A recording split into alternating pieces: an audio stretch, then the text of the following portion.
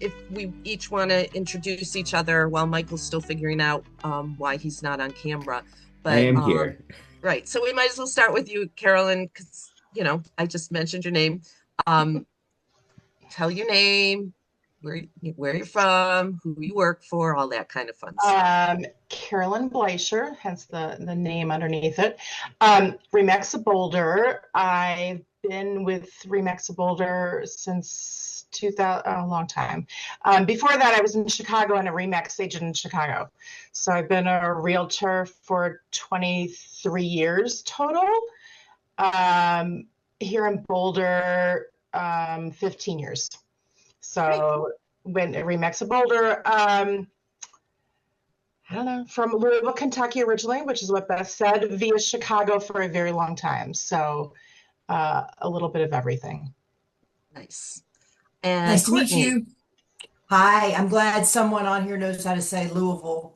You Because you don't have I'm from Clarksville, Tennessee, Oh, my God, wow.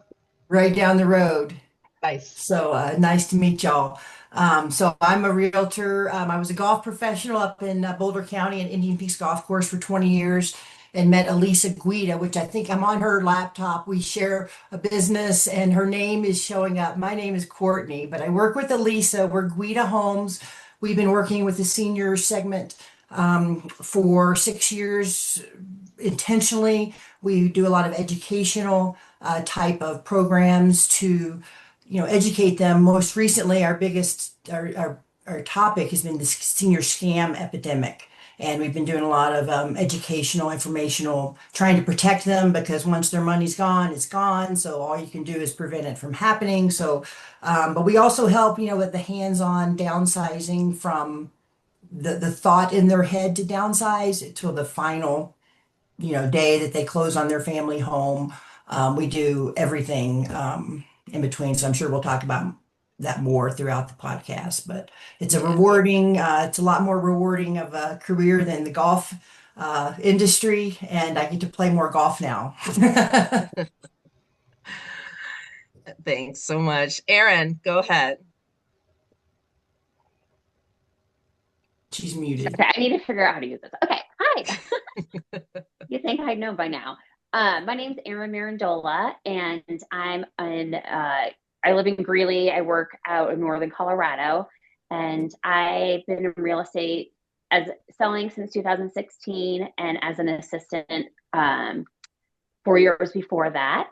And I took a year off 3 years ago, almost four, and decided to get back into real estate. I want to do something more purposeful. And I've always volunteered and worked with seniors, and it just totally felt natural to me. So the past 3 years, 3.5, I've been working with seniors. That's my niche. And I was down in Denver for 26 years and then moved to Northern Colorado 3 years ago. So it's kind of a shift. But yeah, I love what I do. Do educational as well. I think it's really important to educate our seniors. So yeah, love it. Oh, I'm also with 8Z Real Estate. Thanks so much. And what I love is like you each come from a slightly different background and slightly different areas. So I mean, you all know me at this point. I love networking. I love connecting with people. So it really means a lot that you all agreed to come together and talk about this because we all know that for seniors, this is, it's a big transition to make the decision to downsize. And so we might as well just jump in and start talking about that, the emotional and psychological considerations when a senior approaches you, any of you. And I'm just going to start off. I might as well just start off with Erin because you were the last one to speak. How do you think that selling a home later in life differs emotionally from a typical home sale? Well, it's not just a home sale. And that's what I try to talk to my clients about and their family members too. It's not just a regular typical home sale at all. It's really a life transition. And I don't think a lot of the seniors know that. So it's, again, just educating them on the fact that there's a lot more that goes into it than just really selling your home. It's making sure that you have like your future life planned out. And there's just so many emotions tied to it. And it's giving up. Well, I don't like to say that, sorry. But it's a change of life. It's a change of lifestyle. And with the emotional part too, I think the senior is feeling that they're giving up part of their life, losing who they are and their independence, which isn't the case. So it's also one of those situations where you have to let them know and show them that that's not. It's just an extension of their life, and it takes longer. There's a lot. You need to have a lot of patience. You're working on their timeline. You can't rush them, and you just have to really just kind of and to guide them through it, and just be their advocate as well too. Right. Well, thanks for that. And I'm going to jump to Carolyn because you touched on, the emotional part of it. But Carolyn, I know you just went through with your own mother some transitions, and so I'm going to ask you, what role do you think that grief plays in the decision-making process for a senior?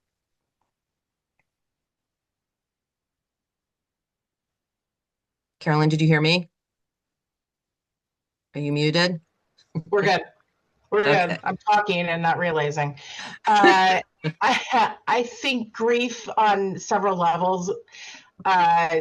Grief of independence, grief of losing what your normal situation is.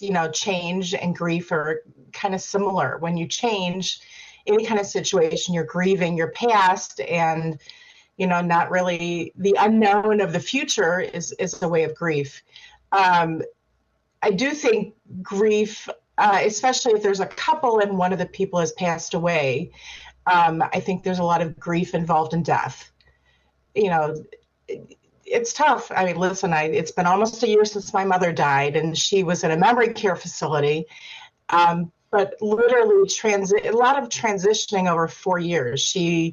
Before she moved to Boulder, she was in a single family house that we had to downsize from a single family house to an independent living with a very large 2-bedroom.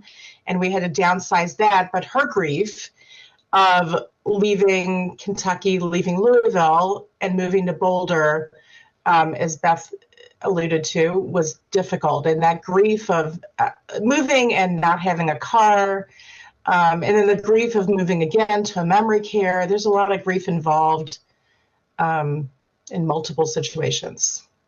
Right. Courtney, I don't know if you want to contribute anything that they haven't already said around either, the emotional aspect, anything that you've seen through the I think years. the most important thing that is just I'll echo what Erin said. Working on their timeline is important, and not. We learned that we started by helping people learn to age in place by home modifications to stay in their home because they don't want to move generally, and just waiting for them to make that decision and come to the right time in their life. So working on their timeline and then being an advocate throughout, if they need a furnace filter changed while they are thinking about moving, we're going to find someone to do that for them, or I'll do it myself. And then just to be an advocate through the process, no matter where they are, and support them. And yeah, it's emotional, and you can't rush them. and Yeah. Does anybody want to touch on the challenges that you find when you're dealing with family members, the adult children, or, maybe even close family friends who have been put in charge of the senior or seniors, as the case may be? Well, Oh, go ahead. So with me, I'm kind of in that sandwich generation, in my mid 40s, and I know a lot of friends of mine and also people that I meet who I work with are in that generation. And so one of the challenges is what do I do with my parents? Like when it comes time to perhaps they're already living with them and they have to move into some type of care. What do I do with them? where do I figure out where they go? I also have my own life, I have my own kids, but I want to make the right decision for my parents. That's a really big stressor and a big weight on the children. And then also, sometimes I think the roles switch where now the kids feel that they're parenting their parents. Right. And that's also where, when an individual, a senior, is still cognitive and they can make their own decisions, that's kind of where that friction comes. So like communication is very important, but again, too, it's a sensitive topic. And so it's really hard to have like open conversations and to really listen. And then also if there's multiple children, they kind of all have their own opinion on what to do. No one ever agrees. So that's a challenge too. And it's, you have to, to be an advocate for your client is working with the children, family members, friends, and let them know, like, this is their decision. This is their life. And you have to be really respectful of what decisions they make. And instead of, like, one of the things I teach in some of my classes is that making a plan obviously is very important for your later in life, long term. And having that conversation with your kids, it's not asking for approval. It's really letting them in and knowing, like, I have a plan and this is what it's going to be. Do you have any questions? Rather than your dad and I are thinking we're going to move, next year, where we found this community. Like, what do you think about that? Because then, of course, that's when opinions come in that differ. Right. I was gonna go on. It seems like I am working more with a lot of, as opposed to the older adults, working more with the 60, 65-year-old children of the adults who I just listed a condo of someone who moved to a long-term care facility. I literally have never met the person who has moved, just working with the son and daughter who have power of attorney and signed listing agreements. And so, went through the condo and literally pointed out everything that needs to go or donated or whatnot, and they took it upon themselves. So it's not, sometimes I don't even speak to the person that's older, but more the children, or family members or friends or whatnot. Right. Well, Courtney, what do you do when a family member or members are not involved enough? Well, How do you we just navigate usually that? fill that role. I mean, we've been accused of being family before. The things that we've done for people have been described as only a family would do that, and that's how we feel like if the family's out of town. Our most recent client that moved up to Covenant Living, she didn't have any family here, so we did those things. We went over and helped her get things off tall shelves, and went and checked her windows and the lights, after she had moved. We did the things that a family member might do. So that's the role that we feel is unique. And we love it. I mean, we love taking care of them that way, and we get a lot of appreciation from the out of town kids, but it's a team sport. If they're not capable, if the kids aren't around to do it, we'll get it done. Yeah. It's interesting. I joke about this, and I've said this publicly even, and on probably many Zoom calls already, that, I don't want to be a burden to my family. And, I'm twice divorced. I don't have any family that lives here in Colorado. I've got one child on the East Coast, one on the West Coast. My brother's in California. My dad, who's 90 himself, is in Michigan. My sister's in Arizona. So, if anything happens to me, I've told my kids I don't want to be a burden on them, and I don't want them to feel like they have to fly in and deal with a lot of stuff. My exit strategy may have to be push me over the side of a mountain, and I joke about that, but I really, I feel very strongly about that. I don't want to be a burden on my family. Do you hear that from clients? Any of Yes. you? Mm-hmm. Yeah. Yeah. And I think, it has to do with they're the parents and now they're feeling vulnerable. And then it's again, like kind of having those roles switched. And, you think of a parent as like strong, and now it's coming to where they're getting older and their health might not be the best, or they themselves feel like they're weaker.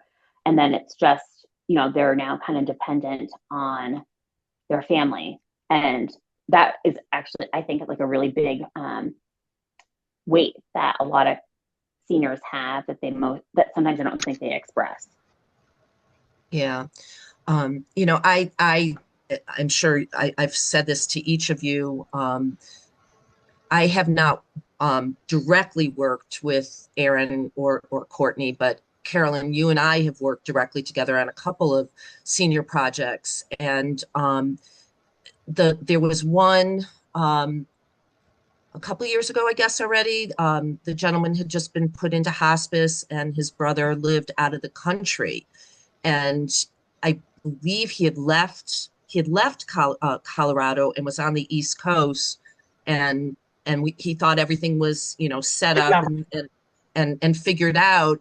And we did we did the decluttering and kind of sorting of everything for about 4 days. That we had a big dumpster in the driveway. I think we had a smoke detector that we threw in there at one point, and all of a sudden it started beeping and we couldn't find it. And we had to listen to it for hours until they took the dumpster away.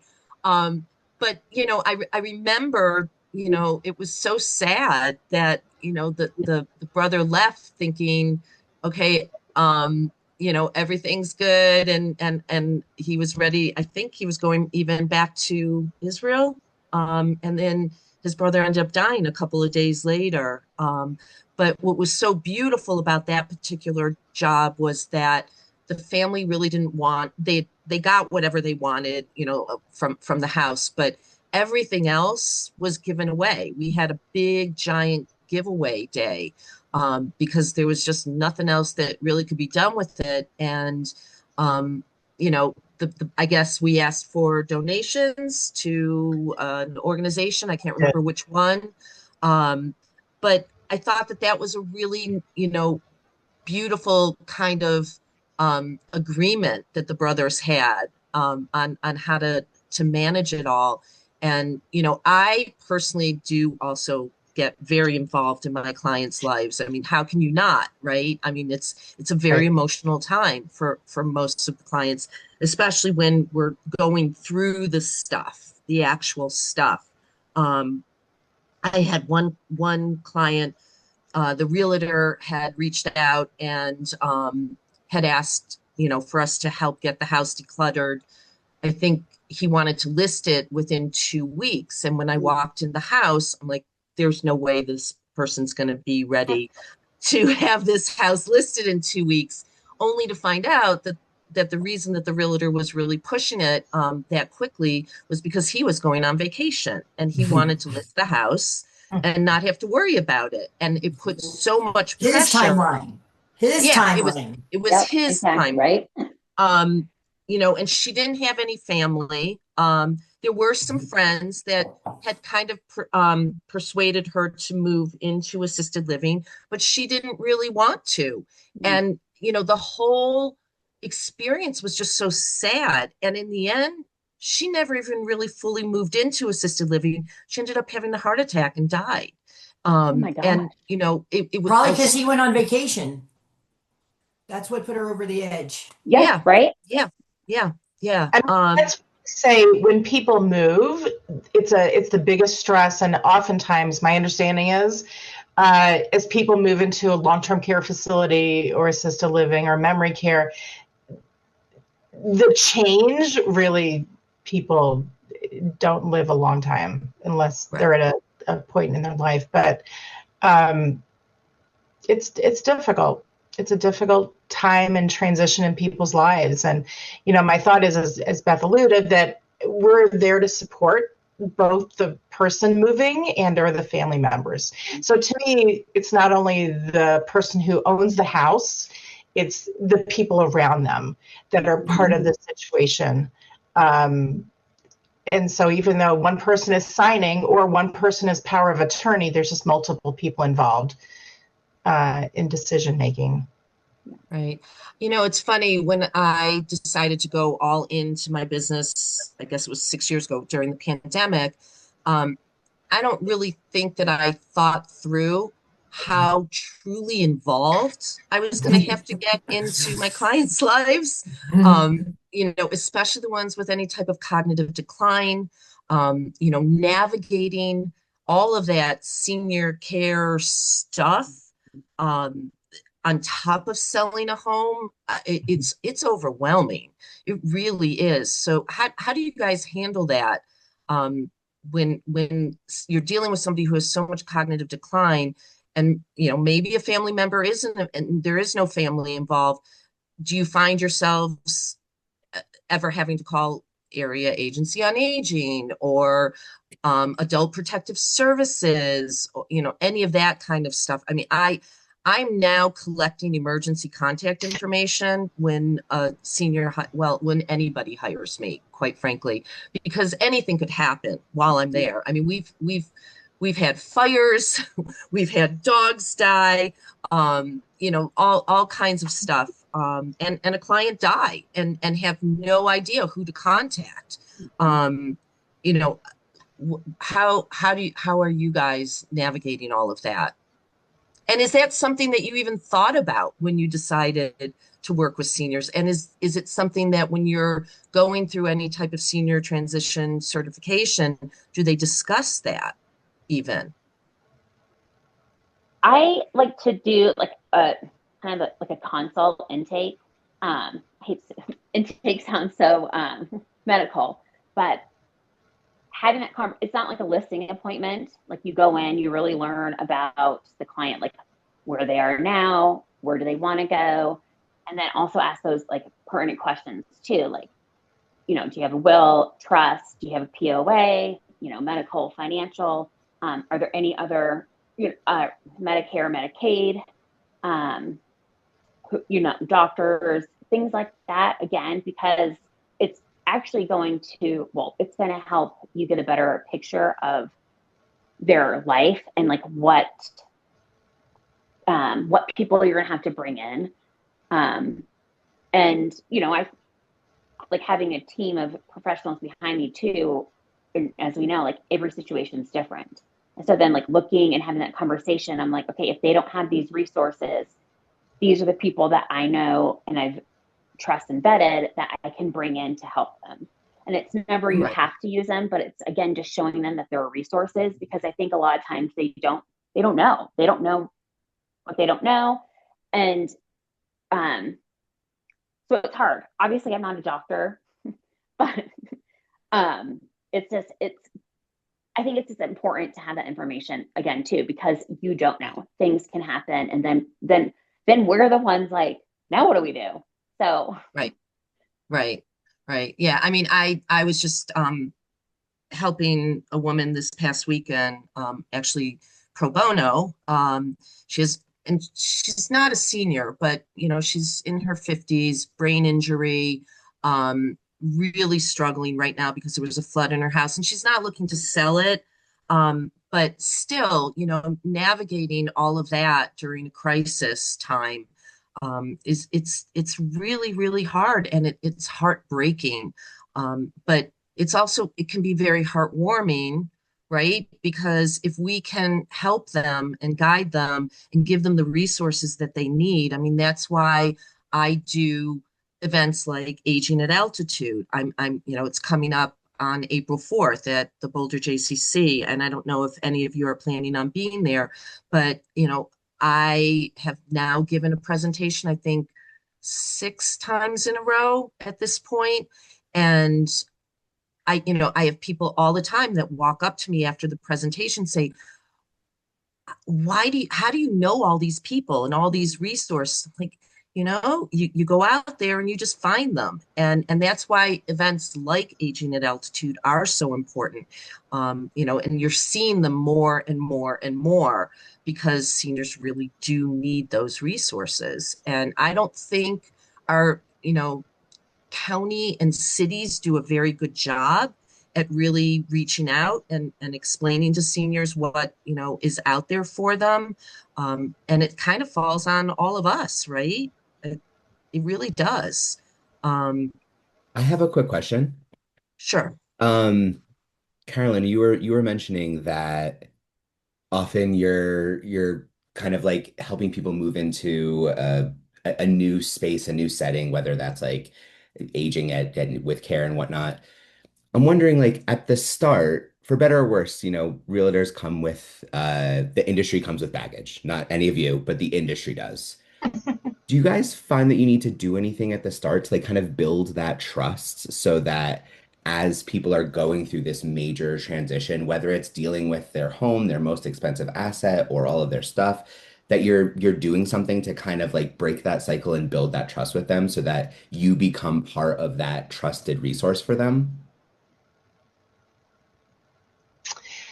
I most of my clients are from referrals from either people I know or people I've worked with previously.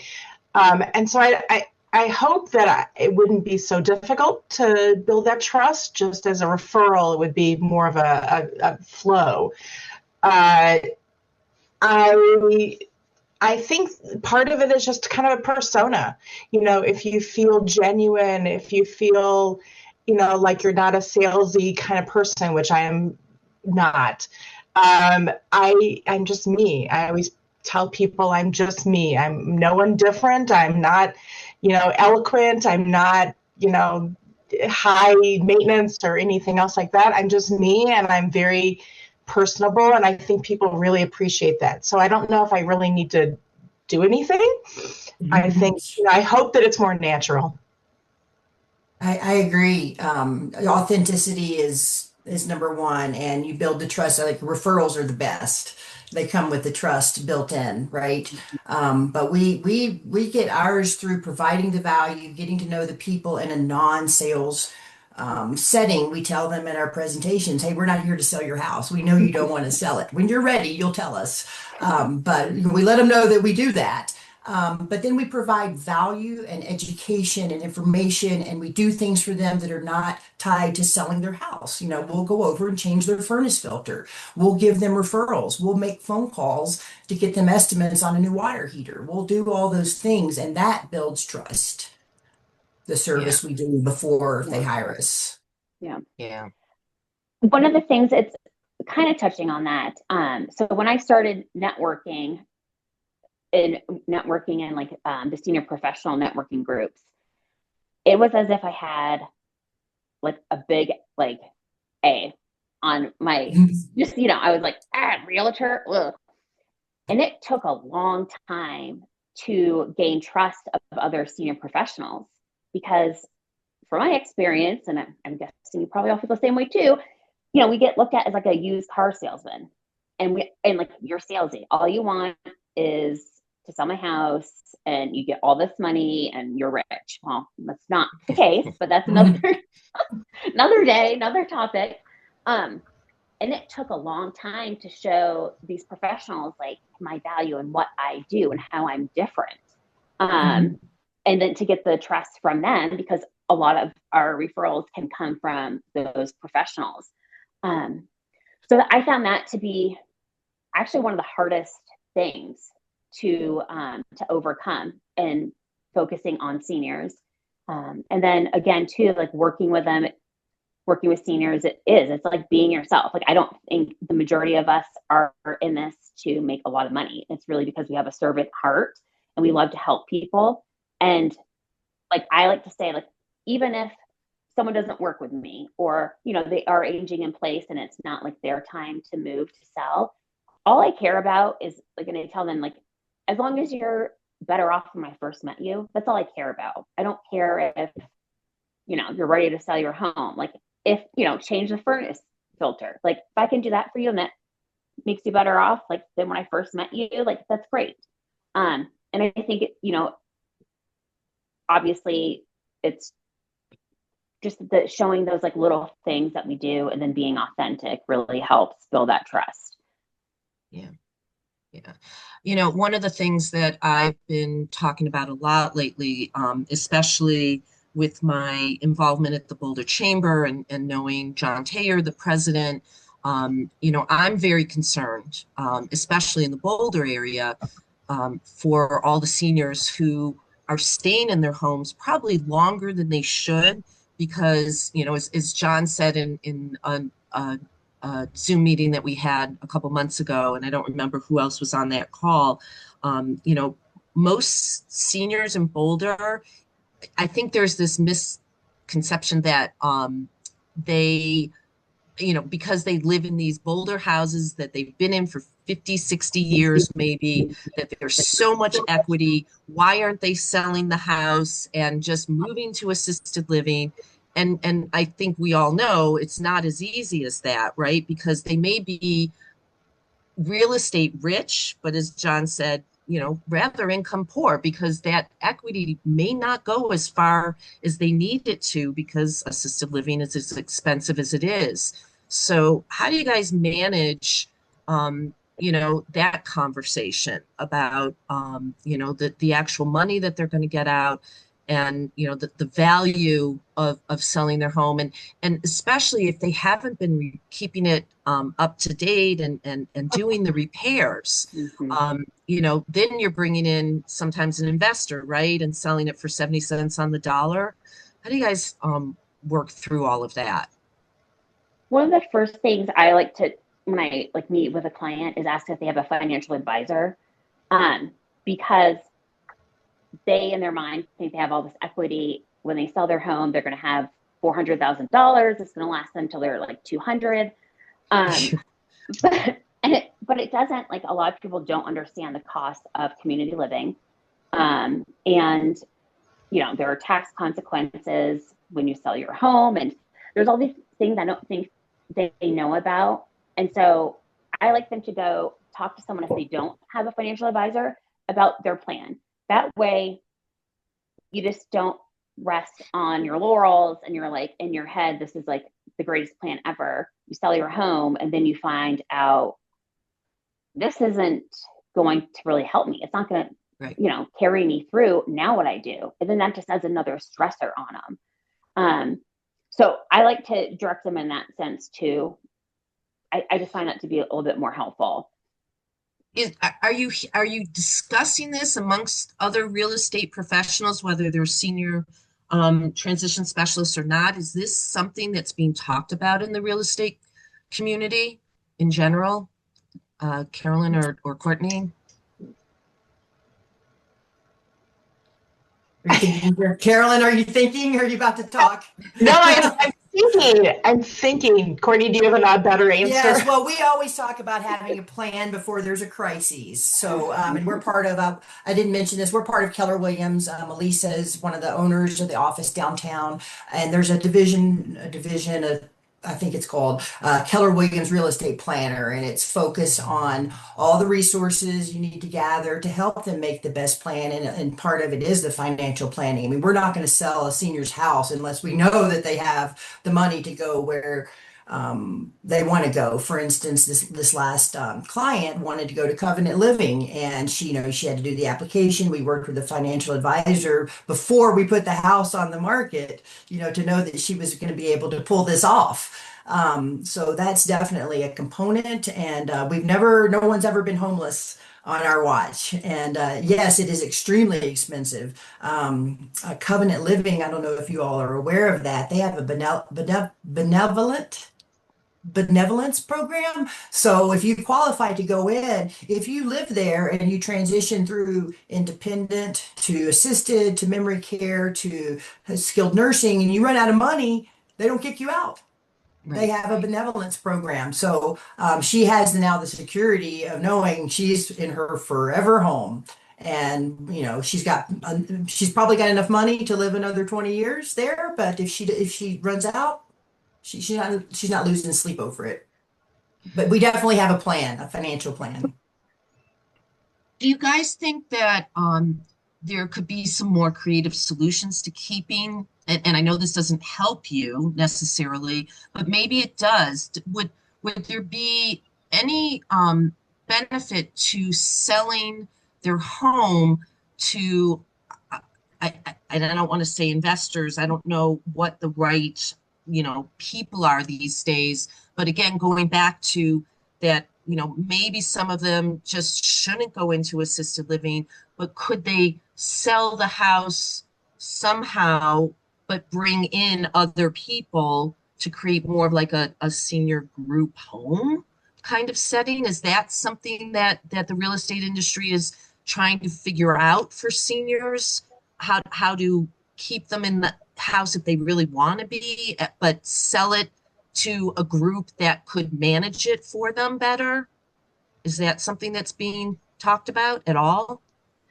I No? don't, I don't think so. I had heard a long time ago of an older person um, rooming in essence with a college student or a young adult. I can't remember how old they were. And that seemed to work out not only for socially, but financially. So the Right. young adult, um, paid rent. And then not only did they pay rent, and I think it might have been like a reduced rent if they would help around the house. Yeah. So they would, do some maintenance, light maintenance, and things like that. But I don't know necessarily a group setting per se. Yeah, there's some group homes popping up more and more down in the Jefferson County area where we are. However, it's not come up as an option for a senior to turn their home into a group home.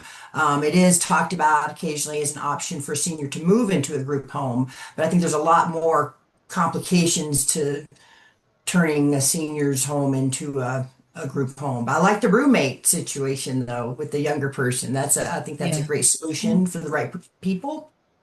That's very common in Europe. Um, Hmm. and I've been Europe's spending a lot. cool. Yeah. Yeah. You know, it's really sad to see what's obviously happening in our country. All politics aside, I mean, we've been on a slippery slope for quite some time with respect to seniors and the options available. And it's heartbreaking, because we're living longer, but not necessarily happier with a better quality of life. And I would like to think that, I'm gonna be living where I'm living, wherever I'm living, never have to go into assisted living and, just not wake up one morning. That would be ideal, right? Or like I said, if my kids decide to come out here and we go on a hike and they're like, yeah, we're done with you. Boop, off the side of the mountain. I know they're not going to do Hey, that. is this being recorded, Michael? Yes, Because this this has might be been evidence one day. this has been discussed widely um, throughout my life, and my kids are mortified when I say it. But you know, I'm horrified.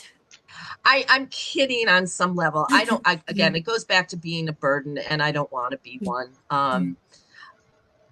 How I. I'm just such an advocate for, keeping people in their homes if they can, but at the same time, I do like the idea, and there are some, people out there in across this country that are talking about this. There's a lot of longevity projects that are going on, that, are discussing maybe there are more creative solutions for keeping them in their home, but again, selling it as, you know, fairly maybe to an investor who can, then decide if it makes sense to bring in other seniors and have everybody paying rent. And I'm talking about like relatively still active, healthy seniors. But these are things that I think about and keep me up at night. I'm not gonna lie. Um, and it's kind of exhausting actually. Aaron, you're the youngest one on this. No, I'm sorry, Michael, you're probably the youngest one on this call. um but I was talking to somebody at a chamber event last week, I saw him. I'm an ambassador for the Boulder Chamber, so I walked over to say hi because I didn't know who he was. He was standing by himself. 25 years old, working in the financial industry. He asked me what I did, and I told him. And we started talking about, the different challenges that I see my clients face, and talking about seniors. So I was asking him, because there is an organization now called Bequest, Bequest. It was started by a couple of women in Denver, and they've actually gone nationwide in pulling in mostly financial advisors, but realtors and home organizers and other senior care professionals. But the goal is to bring this group of financial advisors together, who can really start this, like, I don't know what the right word is, being kind of maybe the gatekeepers moving forward, and elevating the ideas of like what I'm talking about and what other people are talking about, to see how maybe we can come up with more creative solutions for seniors moving forward. I would just like to see some really creative solutions that if people can stay in their home but they can't afford to maintain it and therefore sell it. I think that would be something that would be great to hear the real estate industry talk about more. And I don't necessarily want to keep dwelling on it, but as you can see, I'm pretty passionate about it. I really am. What about safety? How do you guys handle the client's safety as you're working through all of this with them? When I walk into a home, like Carolyn, we had that client in Lafayette, the woman that literally floor to ceiling. She, a lovely, lovely woman, but she was getting ready to retire, and she thought that her passion project was going to be how she was going to make money moving forward after she sold the house. But it was just overwhelming, the amount of stuff. And we really had to have a little bit of a coming to Jesus talk, I guess, with her about how realistic it was for her to keep as much as she did have. And we ended up having to move everything into 3 different storage units and sort through it all, because there was no way to go through it in the house itself. And Carolyn, I don't know if you were there that day when we were actually rolling like bags of fabric down the stairs. I remember seeing the video. Yeah, it was really cute. As sometimes I tell people, I have an undergraduate degree in social work, that probably my social work degree comes in handy, 90% of the time in real estate. I know of several people that have social work degrees, just because it's a very emotional time. And so she understood, but she was so stressed about the moving, but I think she was even more stressed about parting with everything she had. And so that it's emotional. It's a very emotional time, and you really have to be understanding, but empathetic, I guess, right, is the best word. Really, parting with her things was probably more of a burden on her than really packing up and moving. Even though rationally she understood that she had to, minimize everything in her house and not to get rid of it or store things or donate. And that was probably harder on her than the concept of moving. And much more expensive to have to do, but there was no other way to do it. We could not sort through anything in that house until we got, I would say, 75% of it out and into the storage units. And I had a team of 5 or 6 people at those storage units every day for 4 or 5 days, just sorting stuff. Yeah. So that, we could. I was gonna say it's hard because of course it's easier and cheaper to just trash it and put it in a dumpster. but I try to tell people, our goal is to keep things out of landfills and to donate them if possible. And she did a little of both, but I think She did a lot of donating, actually. There were right. three different nonprofits that came and picked up all that fabric. And Yeah. I mean, that was one of the most beautiful things about it, because I remember one of the organizations was a woman who she herself had had breast cancer. And I just met her, and she makes pillows for women that have had mastectomies. And I don't know, for anybody that doesn't know much about breast cancer, when you have a mastectomy, it's very hard to put a seatbelt across your chest for several weeks or months. So she came up with these pillows that's there's like a little Velcro thing that the seatbelt then kind of slides through, and so they've got the cushioning to protect their chest while they're driving. So I happened to have met her, asked her if she wanted, she was one of the three organizations. And then later that week, she had a pillow making party at the Superior Community Rec Center. And it was so awesome for me to be able to see, the transition of the stuff out of this very cluttered home, that there was no way in the world this woman was ever going to use all this fabric, to repurposing it and upcycling it for such a beautiful cause. And that just, I still get like a little, teary-eyed thinking about it. I was, as a change of topic, just from a personal opinion, when I was looking for independent living for my mother, and then transition from independent living to memory care, I toured personally nearly every independent and memory care facility and assisted living, probably in Boulder County. And so, I always kind of say that I personally have seen the inside of these places, and to me, I think they're lovely. And, I think it's a wonderful social outlet. And so the fear of moving out of a long-term home into a place where there's activities and you don't have to cook, and there's social people to play cards with or to listen to lectures or hear music, is a really positive. And so I try to spin it that it can be a lot of fun. And so it's not such a difficult transition. And so I think touring all the facilities personally really has helped. Right. How many do you keep in touch with your senior clients once they do move? Any of you? Yeah. They Yeah, become I like mean, family, right? yeah, exactly. Yeah, they're nearby. We see them when we go into the communities. They still come to our events, so it's wonderful to see them.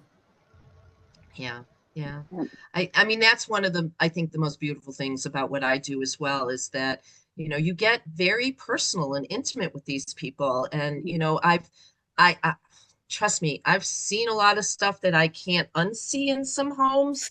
But, I want what's best for them. And, if what's best for them is to leave the home and transition, downsize, it's still, when they do get to the other side, I would say 50% of them are really ultimately happy, and 50% just don't thrive at all. And it's heartbreaking. It really, really is. Um, what other important things do you think that people should be thinking about? Like, if you could think of the most important thing that a senior or their family should be thinking about when they're making this decision to finally list the house, what is the most important thing they should consider? Regarding the decision to list the house, is that is that Yeah, the way yeah, you qualified this question? yeah, yeah. I would say, is it time or money? Is it time? Do you want to sell the house quickly, or do you want to try to get the most money? Mhm. I would say that would be the most basic black and white question. And then, and how much can you afford to spend to make upgrades or make improvements to try to capture a little more money on the sale. So we just went through that, and we had to do a few big things, and we were able to push it off to the closing, so it got paid from the closing. So that was a way we could manipulate the timing and help the client not have to pay out of pocket. There were some things that had to come out of pocket. So it just all depends on the person, their intentions, and the product, the house we're working with, and what we have to do to get it sold for the most money or the quickest, depending on the situation.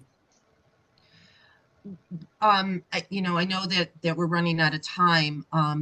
If each of you could tell me what you have learned that surprised you the most about working with seniors, I think that would be a nice way to end this. Hmm. That they haven't made a plan. Yeah. I mean, and what I think is interesting too is that so much emphasis, like you hear in the news, is like the baby boomer generation has all this wealth, all this stuff, right?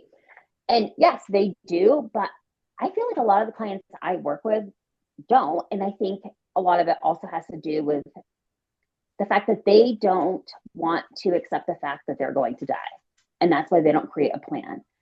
And obviously, none of us want to talk about death, but it does happen to all of us. And unfortunately, right?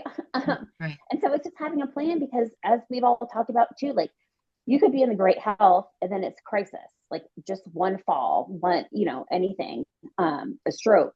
And then what do you do? And again, I think having a plan is so important. If you don't use it, fantastic. At least you have You it. don't think pushing me over the side of the mountain's a good plan? Well, It's a that's okay. plan. Well, that's your plan. It's a plan. Everyone It's has a a different plan. Well, I'm going to wrap this up right now. I so appreciate all of you agreeing to do this.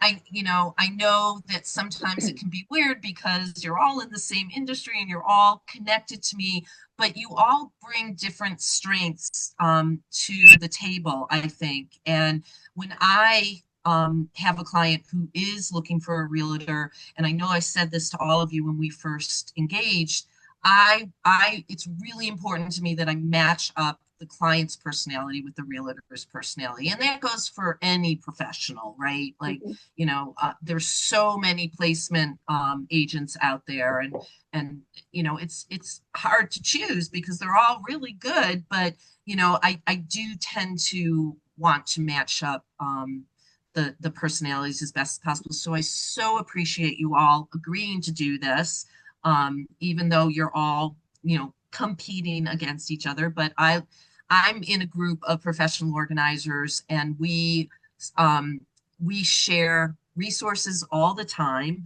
and we collaborate. We work together, or if I can't do a job at all, and sometimes it just makes sense for me to refer it over to another organizer. I so appreciate being able to have this network of people, and especially three very strong women during Women's History Month, which was the reason, we ultimately wanted to do it this month, even though this probably won't even get put online until after the end of March. But, what are you going to do? What, Michael? What are you doing the rest of the day, man? Come on, Michael. Just waiting to be in editing mode. I can't. Michael gets emails from me at 3 o'clock in the morning. He's got a whole list of stuff. Well, thank you, ladies. I really, really appreciate this, and I hope you enjoyed doing it. Thank you, Beth. And it's great. Thank you. Yeah. And Courtney, I'm looking forward to doing the presentation on Thursday. If you want to quickly mention it, well, not that anybody will hear this. Well, Sorry. I will say Beth is the guest speaker, the superstar of our third part of a four-part series that we've been doing since, what did we start in February, March? We had a couple in February, once in March. So we did a legal presentation about POAs and wills, living wills. Then we did caregiving. Suzanne Blankenship, an author who wrote a book called It was How to great. Take Care of Your Old How to Take Care of Old People Without Losing Your Marbles. She wrote a book, and she gave a presentation about, look it up, Michael. She's a comedian. She gave a very impactful presentation, and now we're looking forward to Beth giving a presentation on her topic, and then our last event of the series is actually, now we've gone through the legal and where are you going to go and how are you going to get rid of all the stuff, and now our fourth will be okay, now it's time to sell your home. Let's get, what to do and how to do it without friction, and what we can do to help. So Beth is we got about 33 people signed up now, Beth. Great. Awesome. I'm looking forward to it. Public And speaking, Beth. I know you're nervous. You don't like to speak, so not at all. No. Not at all. It's funny, there are people that when they first meet me and they get connected to me on social media, I think they, kind of roll their eyes a little bit, but then they start to realize like everything that I do put out there is truly, um, you know, with all the love in my heart. I care deeply about people, and I was very fortunate to grow up with grandparents that I was very close to, so I think that's why I continue to want to help seniors as much as possible, and I can tell that all three of you care deeply as well, and I think that's what will always set you guys apart, so keep doing the good work.